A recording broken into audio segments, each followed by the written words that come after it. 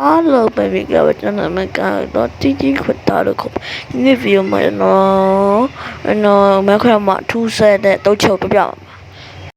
ပထမဆယ်နော်ဟိုထားရမယ်ဘာမှဖြစ်ဘူးထူးဆဲမဟုတ်နောက်ကဘလော့မီရဲ့တုတ်ထဲတော့ရေခဲချောက်ပါအဲ့ထူးဆဲတယ်နောက်ကကျွန်တော်အဲ့ထဲကိုရေခဲမဆောက်ပါဘူးရေခဲမချောက်ပါဘူးတဲ့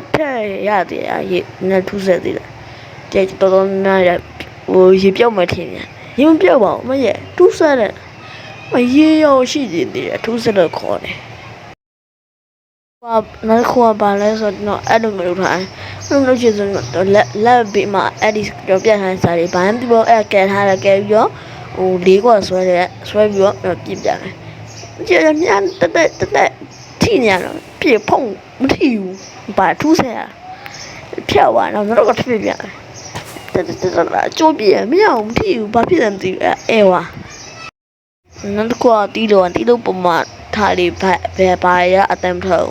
ဒါအသက်ထွက်လာတီးကြမယ်အတမ်းထွက်ပါဘူးနောက်တစ်ခုတော့နောက်တစ်ခုက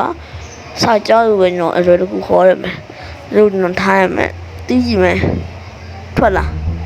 မြေထွက်တယ်နောက်တစ်ခုကစာပုတ်လေးဟုတ်လေစာပုတ်လေးမှာရဲလက်လောက်ခံတော့လက်အစကွက်လောက်ခဲ့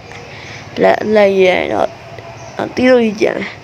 ထွက်အောင်နောက်တစ်ခုကဘာလဲဘလော့ပုတ်တဲ့မရဘူးနောက်တစ်ခုကျွန်တော်အမြင်မသိစားလေးပေါ့နေရာရွှေ့ပေးနေအမြင်မသိစားရင်တော့တည့်ရမယ်တီးကြည့်မယ်ထွက်လားမထွက်ဘူး